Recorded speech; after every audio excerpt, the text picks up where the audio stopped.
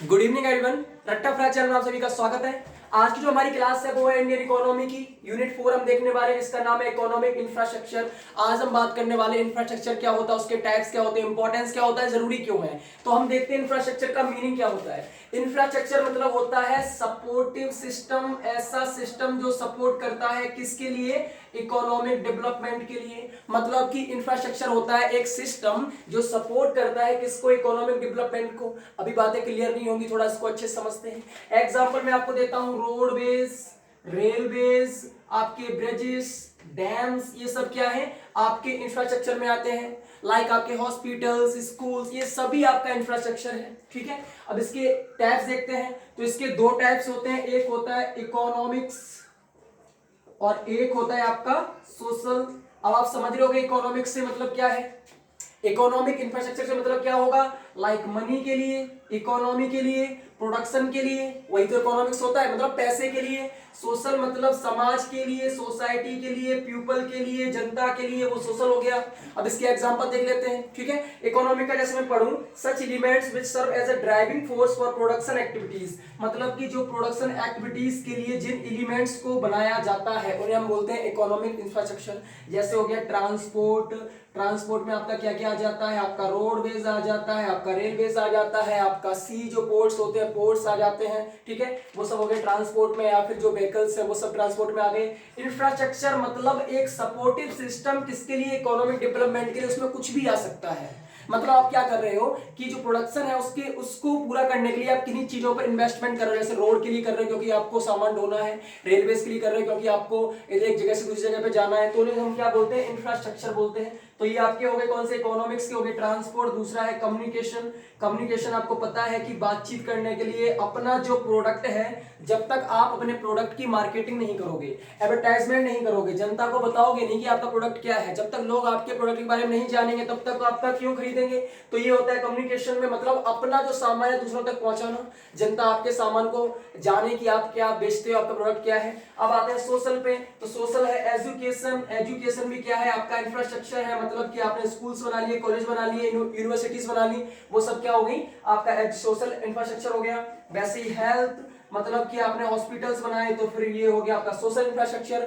Housing, आपने क्या किया कि घर दिए, लोगों को घर बना के दिए जिससे कि उनके जो सिर है उसके नीचे छत आ जाए, तो वो क्या हो गया आपका सोशल इंफ्रास्ट्रक्चर हो गया। आई थिंक आपको दोनों समझ में आ गए।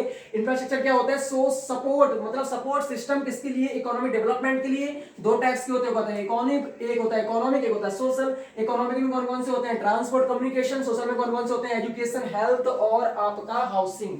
आई थिंक आपको इतनी सी चीजें क्लियर हो गई होंगी। ठीक है, जो जो इंपॉर्टेंट है उसको मैंने इसमें लिया है।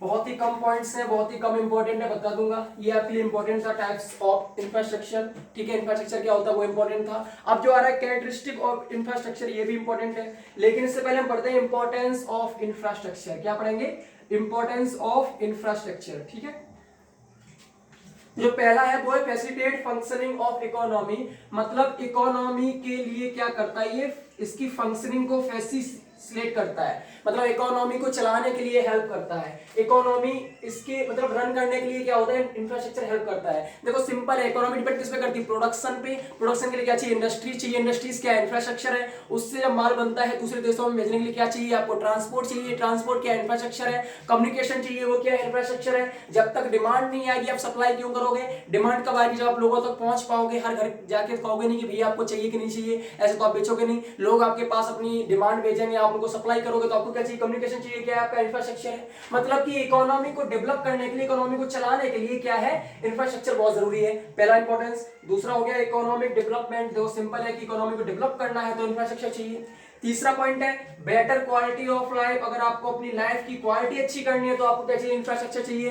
हेल्थ के लिए, एजुकेशन के लिए, अपनी हाउसिंग के लिए, हर चीज के लिए क्या चाहिए, इंफ्रास्ट्रक्चर चाहिए। इससे आपका क्या होता है, जो लाइफ है उसकी क्वालिटी कैसी होती है, बेटर होती है। एक एक पॉइंट समझना अच्छे से। अगला है प्रोवाइड्स एम्प्लॉयमेंट। जब इंफ्रास्ट्रक्चर बनेगा, लाइक रोड्स बनेंगी, रेलवेज बनेंगी, तो उनमें लोगों को काम भी चाहिए, लोग चाहिए काम करने के लिए। तो आपने क्या किया, एम्प्लॉयमेंट इंक्रीज किया, जनरेट किया। तो इसका इंपॉर्टेंस क्या है, एम्प्लॉयमेंट को जनरेट करता है। वही सारे इंपॉर्टेंस जो हम जानते हैं। अगला है फैसिलिटेट आउटसोर्सिंग। आउटसोर्सिंग हमने बताया था कि बाहर के जो देश है उनके साथ सोर्स करना, मतलब अपना सामान बाहर भेजना। जब इंफ्रास्ट्रक्चर अच्छा होगा, दूसरी कंट्री हमारी कंट्री में इन्वेस्ट करना चाहेंगी, अपना सामान लाना चाहेंगी, तो उसे हम बोलते हैं आउटसोर्सिंग। ठीक है, मतलब कि जो हमारा सामान इसको एक्सपोर्ट करना और दूसरे का इंपोर्ट करना, वो क्या कहलाता है? आउटसोर्सिंग कहलाता है। अपने जो सोर्स है उनको बाहर भेजना, ठीक है, बाहर के सोर्सेस को अंदर लाना। जैसे मान लो कि आपके कंट्रीज में हॉस्पिटल अच्छे हैं तो बाहर के लोग आपके यहाँ पर इलाज करने आएंगे। अगर दूसरी कंट्री में हॉस्पिटल अच्छे हैं तो आप उनके यहाँ पे जाओगे। जब आपका इंफ्रास्ट्रक्चर बढ़िया होगा तो लोग आपकी कंट्री के लिए कंट्री की तरफ अट्रैक्ट होंगे और आपके यहाँ पर बिजनेस करना चाहेंगे। बात समझ में आ गया? तो आउटसोर्सिंग को क्या करता है? ये इंक्रीज करता है। अगला है इंक्रीज इन्वेस्टमेंट। देखो वही बात है कि जो आपके यहाँ का इंफ्रास्ट्रक्चर अच्छा होगा, प्रोडक्शन अच्छा होगा, डिमांड अच्छी होगी, सप्लाई अच्छी होगी। जब आपके यहाँ पर इंफ्रास्ट्रक्चर बढ़िया होगा तो दूसरे देश वाले आपकी तरफ अट्रैक्ट होंगे और क्या करेंगे? यहाँ पे इन्वेस्टमेंट करेंगे। वो लोग वहीं पे इन्वेस्टमेंट करते हैं जहां पे उनको लगता है कि यहाँ से कुछ मिलने वाला है। जहां पे कुछ है नहीं, जहां से लगता है कुछ मिलने वाला नहीं, वहां पे इन्वेस्टमेंट क्यों करेंगे? क्योंकि इन्वेस्टमेंट मतलब प्रॉफिट, वो प्रॉफिट कमाना चाहते हैं। प्रॉफिट कहां पे कमा पाएंगे? जहां पे इंफ्रास्ट्रक्चर बढ़िया है। बात समझ में आ रही है? तो अगला है एफडीआई ग्रोथ। जो फॉरेन डायरेक्ट इन्वेस्टमेंट है, ये क्या होता है? ग्रो होता है। ठीक है, क्या होता है? ग्रो होता है, मतलब इंक्रीज होता है। लोग बाहर के देश वाले हमारी कंट्रीज में इन्वेस्टमेंट करते हैं। तो ये सारे इंपॉर्टेंस थे किसके? इंफ्रास्ट्रक्चर के। आगे जो टॉपिक है वो इंपॉर्टेंट है, कैरेक्टरिस्टिक ऑफ इंफ्रास्ट्रक्चर। इसको अच्छे समझना, ऐसे क्वेश्चन डायरेक्ट आते हैं। इसमें से 20 मार्क का क्वेश्चन नहीं आएगा, 10 मार्क का क्वेश्चन आ सकता है, 5 मार्क का आ सकता है। 20 मार्क का क्वेश्चन आने की गुंजाइश नहीं है। अगर पूछ ले what is infrastructure, importance and characteristic, अगर तीनों एक साथ पूछ ले तो बात अलग है, लेकिन मेरे हिसाब से 10 मार्क तक की आएगा इसका। अगला देखते हैं कैरेक्टरिस्टिक कौन कौन से हैं। तो पहला है sometime create a natural monopoly. क्या करता है? नेचुरल मोनोपोली को क्रिएट करता है। अब देखो मोनोपोली क्या होता है? मतलब कोई फर्म या फिर कोई भी एक ऐसी संस्था जो क्या कर रही है? अकेली किसी प्रोडक्ट या किसी चीज को गवर्न कर रही है। देखो मोनोपोली क्या होता है? जैसे मान लो कि एक मेरे पास स्कूल है, ठीक है, या फिर मेरे पास एक पूरा विलेज है, इसका कंट्रोल मेरे ही हाथ में है, मतलब इसमें और कोई नहीं है, कोई दूसरा इंसान इसमें कंट्रोल नहीं कर रहा। या फिर कोई मार्केट है, मार्केट में एक आपकी ही शॉप है जिसमें लोग सामान खरीदने आते हैं। बहुत सारी शॉप्स हैं लेकिन सब लोग आपके में आते हैं, मतलब पूरा मार्केट आप कंट्रोल कर रहे हो, तो आप वहां पे क्या कर रहे हो? मोनोपोली कर रहे हो। ठीक है, तो इससे क्या होता है? इंफ्रास्ट्रक्चर से ये क्या करता है? नेचुरल मोनोपोली को क्रिएट करता है। अब देखो सिंपल है, गवर्नमेंट अपने हॉस्पिटल्स बनाएगी, रेलवेज बनाएगी, ट्रांसपोर्ट का सिस्टम बनाएगी। अगर ये गवर्नमेंट का है तो मोनोपोली किसकी होगी? गवर्नमेंट की होगी, मतलब लोग गवर्नमेंट की चीजें यूज करना चाहेंगे। अब देखो सिंपल है, रेलवे में प्राइवेट, मतलब प्राइवेट नहीं है तो रेलवेज का पूरा पैसा किसके पास जाता है? गवर्नमेंट के पास। पूरी मोनोपोली किसके पास है? गवर्नमेंट के पास है। मतलब रेलवे जो है वो किसके कंट्रोल में? गवर्नमेंट के कंट्रोल में। पहले वैसे ही हॉस्पिटल्स भी थे, वैसे ही प्राइवेट पब्लिक सेक्टर हुआ करता, प्राइवेट नहीं हुआ करता। हमने देखा था 1991 में जाके हमने जो प्राइवेट लोग हैं उनको इसकी तरफ अट्रैक्ट किया। तो सिंपल सा कहने का ये है कि जब एक ही जो गवर्नमेंट है, जो पब्लिक सेक्टर है, वही पूरा कंट्रोल कर रही है तो उसे हम बोलते हैं मोनोपोली। अगर रेलवे का एक पैसा भी आता है वो किसके पास जाता है? गवर्नमेंट के पास जाता है, उसे हम बोलते हैं मोनोपोली। ठीक है, दूसरा इसका एग्जांपल देखते हैं, sunk cost are high. Sunk cost are high, इसका मतलब क्या है? Sunk cost are high. अब देखो सिंपल सा समझो कि जब इसको हम बनाते हैं इंफ्रास्ट्रक्चर को तो उसमें इन्वेस्टमेंट चाहिए। अब जैसे मान लो कि आपको एयरपोर्ट चाहिए, आपने क्या किया? एयरपोर्ट बनवाया। क्यों? क्योंकि आपने एयरलाइंस खोली, आपने एयरपोर्ट बनवा लिया। बाय चांस आपका एयर जो लाइंस है वो किसी काम की वजह से नहीं चल पा रहा है, या लोगों को आप पे एयरलाइंस में इंटरेस्ट नहीं है, या फिर गवर्नमेंट ने क्या बोला कि प्राइवेट एयरपोर्ट्स या प्राइवेट एयरलाइंस किसी काम के नहीं, उनको बंद किया जाता है, मतलब ऐसा कोई रूल आता है, तो आपका जो एयरपोर्ट है वो तो बर्बाद हो गया। ठीक है, अब आप इसकी जगह पे कोई बिल्डिंग खड़ी करना चाहोगे, लेकिन जो आपने रनवे बनाया है उसको हटाना पड़ेगा, बहुत सारी चीजें आपको चेंज करनी पड़ेंगी। आपने एयरपोर्ट्स के जो एरोप्लेन उनके रुकने की जगह बनाई होगी, मतलब बहुत सारी चीजें हैं जो आपको हटानी पड़ेंगी। अगर आप उन्हें बेचना चाहोगे तो जितने में खरीदा उतने में नहीं बेचेगा क्योंकि यूज हो चुका है। बात समझ में आ रही है? अगर रनवे हटाने की बात करें तो उसको हटाओगे तो क्या निकलेगा? उसमें से वेस्टेज निकलेगा। बात समझ में आ रही है? तो जो इन्वेस्टमेंट आपने इसमें किया है वो दोबारा वापस नहीं आ सकता, उसे हम बोलते हैं संक कॉस्ट आर हाई। जो कॉस्ट है इसको दोबारा रिन्यू करने को कैसी है? हाई है। इसमें क्या होता है, जो आपने इन्वेस्टमेंट कर दिया तो उसका पैसा जितना आपने लगाया उतना वापस नहीं आ सकता, क्योंकि आपने एक किसी चीज में लगाया है। जैसे सिंपल मान लो आपने सिनेमा हॉल बनाया है, सिनेमा हॉल आपका नहीं चल पा रहा है तो आपने उसको चेंज किया किसी, उसमें क्या बोलते हैं, किसी बिल्डिंग या किसी में, तो आपको पूरा तोड़ के दोबारा बनवाना पड़ेगा, तो आपका वो क्या हो गया? पूरा वेस्ट हो गया। आपकी जो सीट्स है वो हटवानी पड़ेंगी। अब जो सीट उसमें लगी हुई है तो उसका पैसा आपको पूरा तो नहीं मिलेगा, कुछ ना कुछ सेकंड हैंड में जाएंगे मतलब आपको लॉस होगा। तो वही चीज है कि जो इसकी कॉस्ट है, संक कॉस्ट, मतलब कि जो आप दोबारा उसको मतलब कि उसको हटा के जब दोबारा बेच के जो कॉस्ट मिलेगी वो कैसी है आपकी, जो मतलब जो नुकसान वाली कॉस्ट है वो हाई होगी। बात समझ में आ रही है, मतलब संक कॉस्ट कैसी है, हाई है, ठीक है। It is the investment that can not be recovered even when the firm go out of business, मतलब कि जब बिजनेस अपने जो आउट ऑफ बिजनेस हो जाता है कोई फर्म, उसका जो इन्वेस्टमेंट है वो कैसा हो पाता है, रिकवर नहीं हो पाता, उसे बोलते हैं संक कॉस्ट आर हाई। जो मैं अभी समझाया था कि बहुत सारी चीजें होती हैं जो आप बेचने जाओगे तो मार्केट में उसकी वैल्यू नहीं होती है, या फिर आपने बेच भी नहीं सकते, मतलब आपने इन्वेस्टमेंट किया लेकिन आपका वो रिकवर नहीं हो पाया, उसे हम बोलते हैं sunk cost are high. I think आपको समझ में आ गया होगा, ठीक है। अगला है समटाइम्स इंटेंजिबल इन नेचर, कैसा होता है इंटेंजिबल, आपको पता है जिसको हम छू नहीं सकते। अब बात करें इलेक्ट्रिसिटी की, आप इलेक्ट्रिसिटी का वायर छू सकते हो लेकिन उसके अंदर जो बिजली है, जो उसके अंदर बिजली है वो आप नहीं छू सकते, तो इसे हम बोलते हैं इंटेंजिबल। वैसे ही एक होता है जो आपका जो हमारी कम्युनिकेशन वाला होता है, ठीक है, उसे हम बोलते हैं, इसे पॉइंट लिखा था मैंने, स्पेक्ट्रम। इसे क्या बोलते हैं, स्पेक्ट्रम। इसमें क्या होता है, वेव्स होती हैं, जैसे मान लो कि हम फोन से बात कर रहे हैं तो बहुत सारी वेव्स है जो कनेक्ट करती हैं, आप ना वेव्स को देख सकते हो और ना छू सकते हो, तो कैसा होता है, समटाइम्स ये कैसा होता है, इंटेंजिबल होता है नेचर में। अगला इसका देखते हैं कैरेक्टरिस्टिक, तो consumption is often non rival. देखो नॉन राइवल मतलब क्या होता है वो समझ लेते हैं। नॉन राइवल वो कह रहा है कि जो कंजप्शन है वो कैसा होता है, नॉन राइवल होता है। देखो दो टाइप का होता है, जैसे मान लो मुझे भूख लगी है, मैंने पार्ले बिस्किट लिया, उसको खा लिया, तो वो पार्ले बिस्किट दोबारा क्या मैं उसको कोई दूसरा यूज कर सकता है। जैसे कोई भी चीज है खाने की, वो मैंने खा ली, क्या उसको दोबारा यूज कर सकते हो, नहीं कर पाओगे। तो उसमें कंजप्शन कैसा होता है, राइवल होता है, मतलब कि एग्जॉस्ट हो जाता है। नॉन राइवल मतलब क्या होता है, जैसे मान लो कि एक रोड है, इस पे से मैंने गाड़ी निकाली, अपनी गाड़ी निकाली एक बार, अब इसमें से 1000, 10,000, 1,00,000 गाड़ियां निकल सकती हैं, कोई इसमें नुकसान है नहीं है। आप देखते हो कि 10-15 साल तक कोई भी आराम से रोड चल जाती हैं। तो जो इसका कंजप्शन है, मतलब लोग इसमें जो यूटिलाइज कर रहे हैं वो बार बार कर सकते हैं, ऐसा नहीं है कि एक ही इंसान कर पाए, मतलब आप वो बार बार उसको कंज्यूम कर सकते हो, इसे हम बोलते हैं नॉन राइवल कंजप्शन। ये इसका कैरेक्टरिस्टिक था। अगला है price Axelsen is often difficult.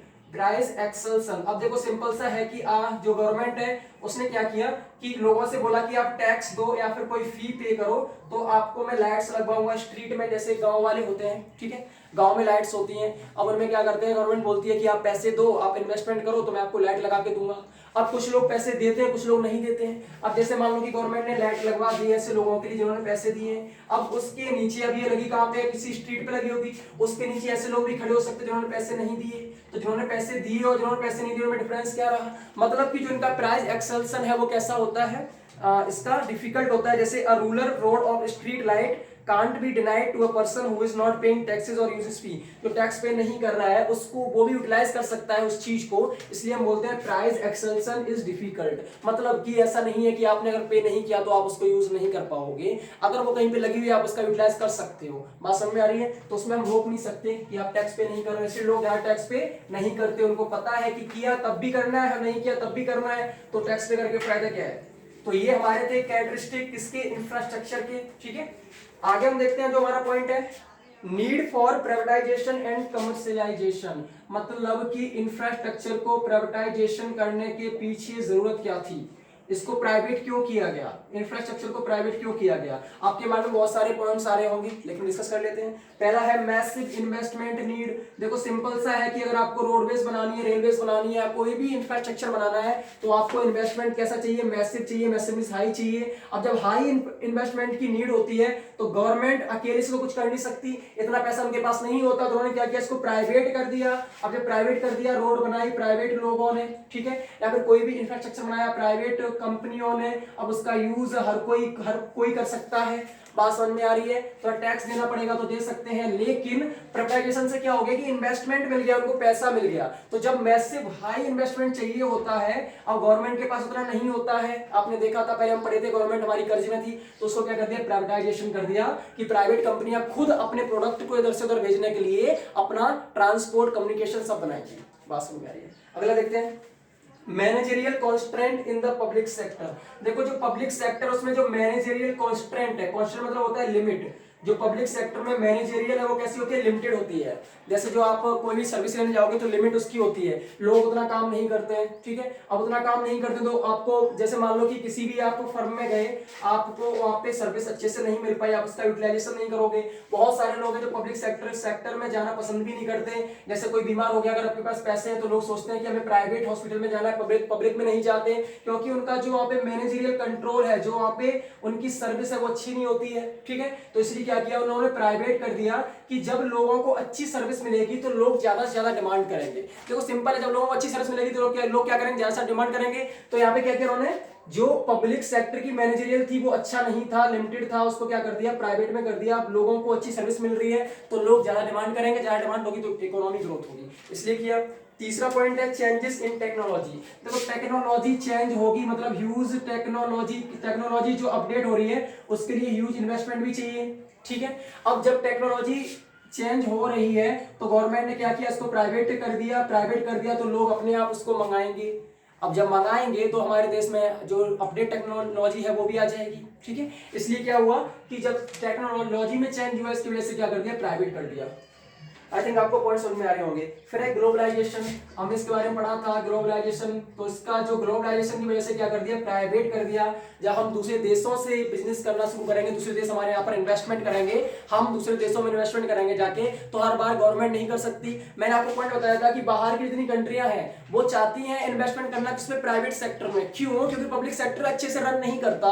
जब हमारे यहाँ पर पब्लिक सेक्टर नहीं, प्राइवेट सेक्टर नहीं होगा, मतलब कि जब प्राइवेट लोगों को यहाँ पर मतलब जो फैसिलिटीज है वो नहीं दी जाएंगी, यहाँ पर उनको पावर नहीं दिया जाएगा, फ्रीडम नहीं दिया जाएगा, तो बाहर की कंट्री यहाँ पे इन्वेस्टमेंट नहीं करेंगी। और जब बाहर की कंट्री यहाँ पे इन्वेस्टमेंट नहीं करेंगी तो बाहर का पैसा नहीं आएगा, बाहर का पैसा नहीं आएगा तो कंट्री ग्रोथ कैसे करेगी। तो क्या हुआ कि ग्लोबलाइजेशन की वजह से क्या किया गया, इंफ्रास्ट्रक्चर को क्या कर दिया, प्राइवेटाइजेशन कर दिया गया। तो ये सारे पॉइंट्स थे किसके, प्राइवेटाइजेशन ऑफ इंफ्रास्ट्रक्चर, या फिर आप बोलो कमर्शियलाइजेशन ऑफ इंफ्रास्ट्रक्चर। इससे भी 5 मार्क्स का या 10 मार्क्स का क्वेश्चन सीधा आ सकता है, इसलिए इंपॉर्टेंट है, समझ लेना। तो पहला हमने क्या बोला था, मैसिव इन्वेस्टमेंट नीड, ज्यादा इन्वेस्टमेंट चाहिए इसलिए करना पड़ा। दूसरा है मैनेजर जो होता है पब्लिक सेक्टर का वो लिमिटेड होता है, अच्छे से नहीं करते इसलिए करना पड़ा। तीसरा है कि टेक्नोलॉजी में चेंजेस आया, अपग्रेड हो गई। अब टेक्नोलॉजी को लाने के लिए पैसा नहीं होता गवर्नमेंट के पास इतना कि हर सेक्टर में टेक्नोलॉजी को ले आए, इसलिए क्या कर दिया, प्राइवेट कर दिया। अगला है ग्लोबलाइजेशन, मतलब कि ग्लोबलाइजेशन की वजह से बाहर के देशों से जब हम बिजनेस करना शुरू किया है, हमें एक्सपोर्ट इंपोर्ट करना है, गवर्नमेंट इतना प्रोड्यूस नहीं कर सकती क्योंकि उसका जो मैनेजरियल जो लोग हैं वो अच्छे से फंक्शन नहीं करते, अच्छे से वर्क नहीं करते, इसलिए उन्होंने क्या कर दिया, प्राइवेटाइजेशन कर दिया। आई थिंक आपको समझ में आ गया होगा। इसका अगला है कि इंफ्रास्ट्रक्चर डेवलपमेंट इन इंडिया, जो इंफ्रास्ट्रक्चर है उसका डेवलपमेंट कैसे हुआ इंडिया में, इसके ऊपर बात करेंगे। तो पहला है state wise distribution of infrastructure, मतलब क्या किया, स्टेट वाइज डिस्ट्रीब्यूट कर दिया इंफ्रास्ट्रक्चर को। अब देखो सिंपल है, अगर आप पूरी कंट्री का इंफ्रास्ट्रक्चर एक साथ बनाना चाहते हो तो बहुत मुश्किल पड़ेगा। आपने क्या किया, उसको 28 या 29 पार्ट्स में डिस्ट्रीब्यूट कर दिया। जिस टाइम क्या हुआ तो 28 स्टेट्स होंगे, तो आपने क्या किया, 28 स्टेट्स में डिस्ट्रीब्यूट कर दिया। तो एक स्टेट के पास आपने बता दिया कि आपको अपने स्टेट में इतना इंफ्रास्ट्रक्चर पे वर्क करना है। जैसे मान लो 50 हॉस्पिटल्स, 50 स्कूल्स, 50 रोड्स, 50 ब्रिजेस, आपको सब पूरा क्या कर दिया, आपने डिस्ट्रीब्यूट कर दिया। तो ये किसका हेडेक हो गया, स्टेट गवर्नमेंट का हेडेक हो गया। अब हर स्टेट गवर्नमेंट के पास एक टारगेट है कि हमें इतना इंफ्रास्ट्रक्चर पे वर्क करना है, तो वो अच्छे से हो जाएगा। तो पहला जो डेवलपमेंट था इंफ्रास्ट्रक्चर का कैसे हुआ था, स्टेट वाइड डिस्ट्रीब्यूशन करने से, किसका, इंफ्रास्ट्रक्चर का। दूसरा पॉइंट है सजेशंस फॉर इंफ्रास्ट्रक्चर डेवलपमेंट, मतलब कुछ सजेशन आए थे जिससे कि इंफ्रास्ट्रक्चर का डेवलपमेंट हो सकता है। जो हम कोई चीज नई शुरू करना चाहते हैं, नई चीज पर वर्क करना चाहते हैं, तो लोग हमें सजेस्ट करते हैं, और हम भी चाहते हैं कि जो लोग इसमें वर्क कर रहे हैं उनका हम सजेशन लें, उनकी सुने, ठीक है, जिससे कि हम कोई गलत काम ना करें। तो गवर्नमेंट भी हमारी क्या करती है, लोगों से सजेशंस लेती है। तो कुछ सजेशंस आए थे, उनकी हम बात करते हैं। पहला था रिफॉर्म द रेलवेज, जो रेलवेज है उनको रिफॉर्म कर लो, दोबारा उनको क्या करो, अच्छे से सेटअप करो, क्योंकि रेलवेज ही हमारी कंट्री का ज्यादा से ज्यादा पैसेंजर्स को ढोती है। अगर आप देखोगे तो सबसे ज्यादा रेवेन्यू होता है रेलवेज का, रेलवे से बहुत सारा पैसा मिलता है। तो उसको क्या करना पड़ा, रिफॉर्म करने की बात कही थी, दोबारा से इसको अच्छे से अपग्रेड करने की बात कही थी। दूसरा है प्राइवेटाइजेशन ऑफ कोल माइनिंग, जो कोल माइनिंग है, जो कोल के लिए माइनिंग होती है उसको प्राइवेट कर दो। देखो सिंपल है, कोल माइनिंग के लिए आपको अगर प्राइवेट करोगे तो यहाँ से आपको क्या करना पड़ेगा, अपना जो कोल है उसको एक्सपोर्ट करना पड़ेगा। तो अपना ट्रांसपोर्ट का भी यही देखेंगे, कौन, प्राइवेट लोग। तो कोल माइनिंग को प्राइवेट कर दिया गया। तीसरा पॉइंट था फॉर्म एन इंफ्रास्ट्रक्चर मिनिस्ट्री, मतलब इंफ्रास्ट्रक्चर मिनिस्ट्री, जैसे हेल्थ मिनिस्ट्री होती है, एजुकेशन मिनिस्ट्री होती है, वैसे ही इंफ्रास्ट्रक्चर मिनिस्ट्री भी फॉर्म कर दो। अब इसकी नीड क्या थी, जब अलग से मिनिस्ट्री होगी तो लोग उस पर ज्यादा फोकस करेंगे कि हमें इंफ्रास्ट्रक्चर कैसे इंक्रीज करना है। अब मान लो कि एक पूरी सबकी एक ही मिनिस्ट्री है तो उसमें बहुत सारे मुद्दे होते हैं, किस किस मुद्दे पे बात कर लेंगे। अगर आपने अलग से इसकी मिनिस्ट्री बना दी तो आपके पास एक अलग से पूरी मतलब ग्रुप है, पूरा एक सिस्टम है जिसपे आप सिर्फ इंफ्रास्ट्रक्चर की बात करने वाले हो, तो इससे क्या होगा, इंफ्रास्ट्रक्चर ग्रोथ होगा।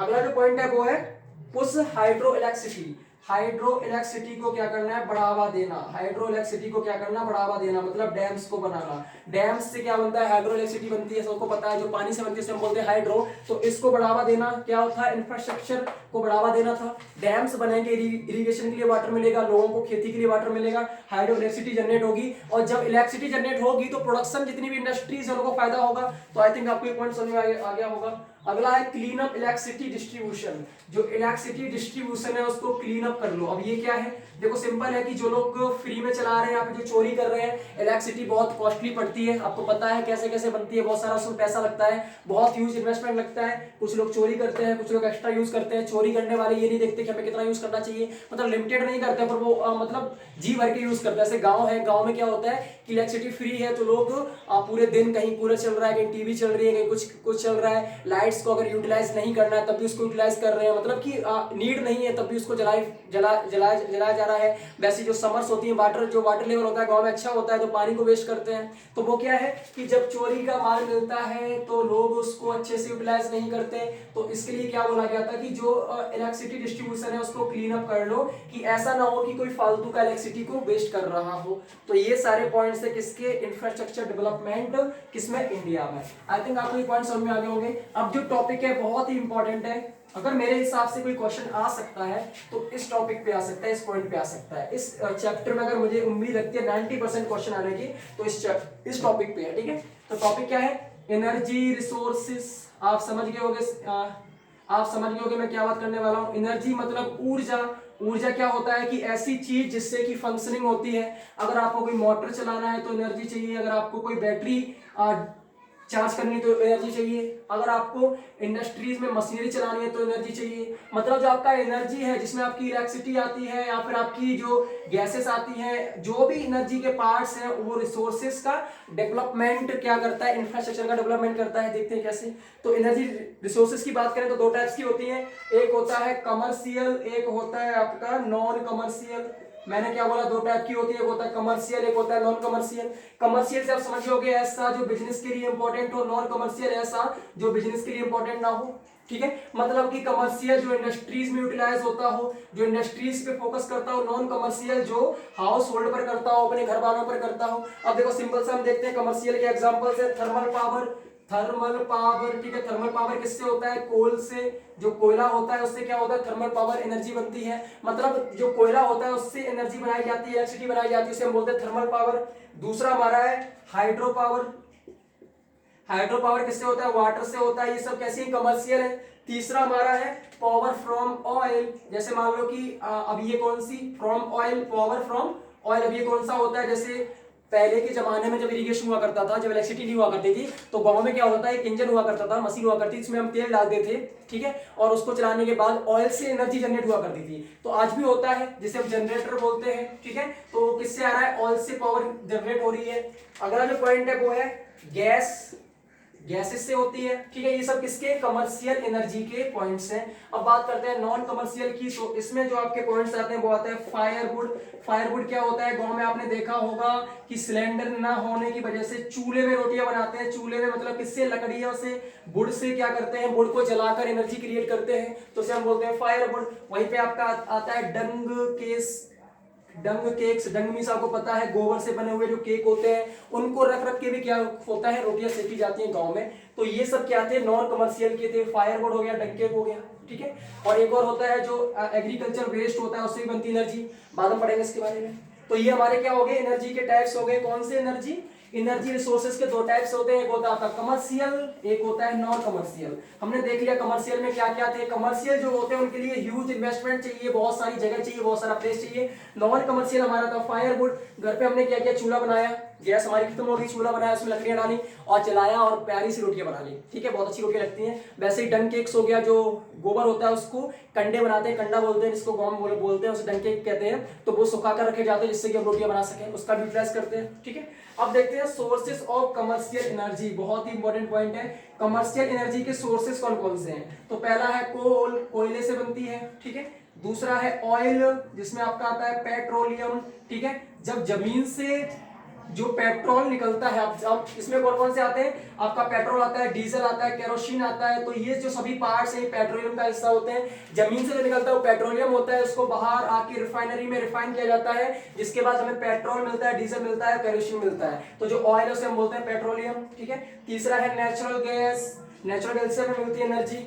फिर है हाइड्रो पावर, हाइड्रो मतलब कि जो डैम्स, मतलब वाटर से जो एनर्जी मिलती है, टरबाइन जो घूमती है उससे एनर्जी जनरेट होती है, ठीक है। ये हो गया न्यू सोर्सेस, कुछ न्यू सोर्सेस भी एनर्जी के, जैसे सोलर, विंड, तो सोलर एनर्जी, विंड एनर्जी, गोबर गैस एनर्जी, ठीक है। और आपका ये हो गया आपके न्यू सोर्सेज। तो हमने देखा कि कमर्शियल एनर्जी के कौन कौन से सोर्सेज हैं। पहला था कोल, दूसरा था ऑयल, ऑयल में कौन कौन से होते हैं, पेट्रोलियम होता है, उसमें कौन कौन से, पेट्रोल, डीजल, केरोसिन। फिर हमने देखा अगला नेचुरल गैस, हाइड्रो पावर, वैसे न्यू सोर्सेज हैं कुछ, गोबर गैस, सोलर एनर्जी और विंड एनर्जी। मैंने यहाँ पर थर्मल पावर की बात क्यों नहीं की, क्योंकि हम कोल की बात कर चुके हैं। कोल मतलब थर्मल पावर, ठीक है।